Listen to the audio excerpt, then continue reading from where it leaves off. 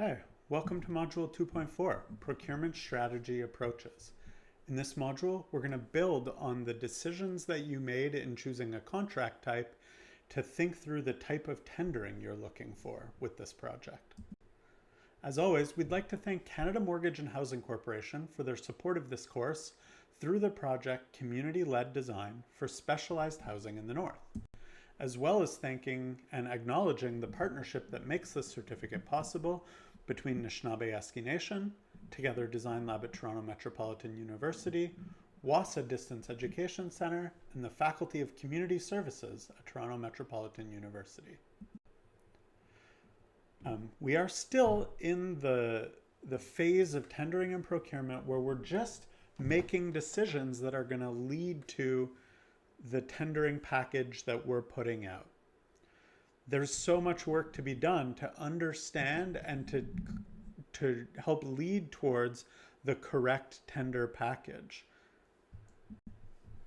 And in this module, we're asking some of the most important questions that will impact who you receive bids from and what your tender call looks like. So we're looking at what is the difference between a competitive and non-competitive strategy. What's the difference between open and invited strategies? And how might tender evaluation methods impact or influence the strategy selection? What we're doing today really builds off of the decisions that you look to make in the previous module. And the way I want you to think about this graph that we have on screen that we're going to revisit throughout the course is that it's part of a kind of causal chain. The decision that you make in one column impacts the decisions that you make in all of the subsequent columns. And so getting the decisions right here is going to impact the template that you use in your tendering package, and it's going to impact really the type of project that you're executing. So that's why we spend so much time in this course before a tender package is even created.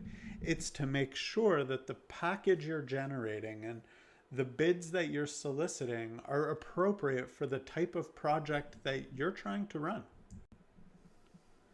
So, how do you select a procurement strategy?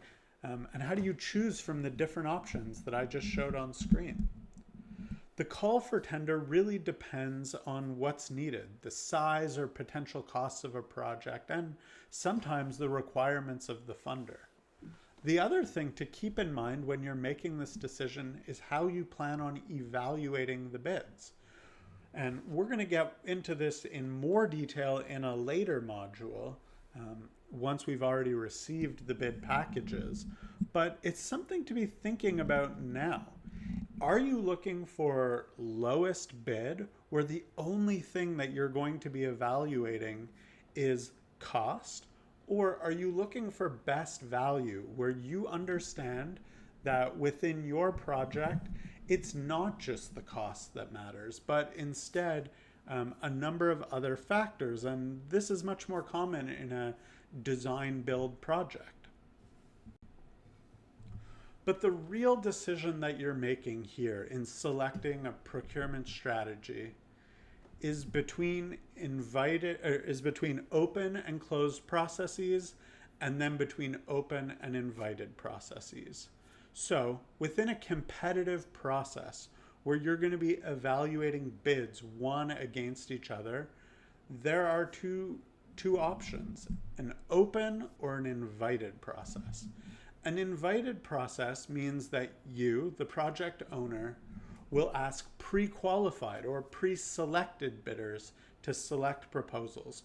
So what you're starting with is a kind of short list of potential contractors who you've identified through whatever process, and there are a couple of different processes we can use that we'll get into, to put forward their bids for your project. And so usually you could think of this as being like 5 or 6 possible contractors that you want to invite into your process. The alternative, and maybe the one that people think of more often when they're thinking of a tendering and procurement process, is an open bid process, where It's the general public who is your list of potential bidders. It's anyone and everyone being invited to submit a bid, and this will get you the widest possible pool of bidders. The alternative to a competitive process is a direct selection or non-competitive or sole source process. And there's lots of names for it, but really what it means is that you're working only with one contractor from the beginning. It isn't competitive where there's bids being compared to one another or evaluated against one another, but instead you've pre-selected the contractor that you're going to work with, and maybe you're just going to negotiate the contract with them. And now, while direct or non-competitive selection isn't really the focus of this course, we do want to acknowledge in this module some cases where that might be the best way to go. So let's get into these decisions in a little bit more detail. As I said, the first choice you have to make is what you see on the furthest left on your screen right now. It's between a competitive and a non-competitive bid. Do you want to be evaluating bids against one another, or do you want to just be selecting a bid? Now, I think for a number of reasons that we've outlined already in this course, you'll know some of the advantages of a competitive process. It can be the best for driving costs down, ensuring that you're working in the most beneficial environment for your community. The reason to go through all of this tendering and procurement process, the reason you're likely taking this course is to find ways to lower the cost of housing and to bring highly qualified bidders to your community. And the best way to do that is through a competitive process. That said, as we'll discuss when we get to the slide, there are some specific circumstances where you may opt for a non-competitive process. And that brings us to the decision between an open process and an invited process within a competitive bid. So let's dig into invited competitive processes. And there's two strategies here. The first is direct invitation, and the second is request for pre-qualifications. If you're thinking about a direct invitation, it's because you or your community, your tribal council, or someone you're working with may have already prepared a pre-selected list of potential bidders. Now, this is something that is used when you have an organization who can do the pre-qualification process for you, where there might be this list of bidders assembled based on their experience with your community or in your territory, or they may have had to demonstrate through some other means that they meet the required criteria to be able to execute good projects in your community.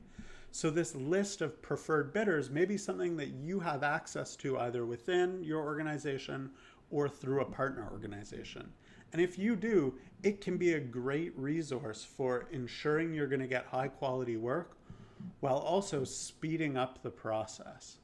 And so if you have access to this kind of a list and you feel comfortable using it and you feel assured that all of the folks on that list are the best possible candidates, then go ahead with it. Please, I think it can be a great tool. The alternative is to try to create that kind of list for yourself through a request for pre-qualifications.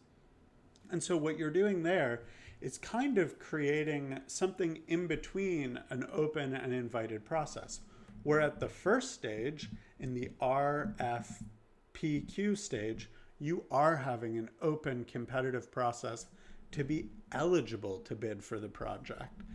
And then based on the bidders that you get at that stage, the bidders that meet the established criteria, you then assemble your own short list for who you're going to send your full tender package to. And so in an invited competitive process, what you're doing is working with a short list, or, as you can imagine from an award show, what you're doing here is moving from all of the movies that were made this year to your nominees for Best Picture. And so in that set of nominees, you'll eventually be choosing your award winner from there. But make sure if you're working from that kind of list of nominees that you've got the right nominees.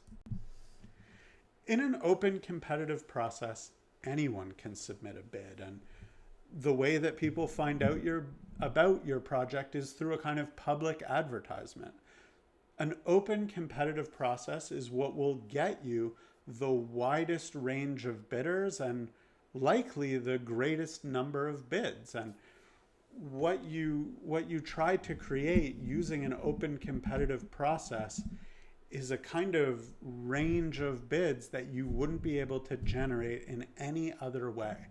And this allows you to understand the widest possible range of options for your project and to give you the most choice, or hopefully the lowest and best quality bid when you reach evaluations. And we'll get into how you can advertise your bid and how you can try to make sure that that your package reaches the most number of eyes. But in theory, an open competitive process will generate the most number of bids and hopefully the lowest cost.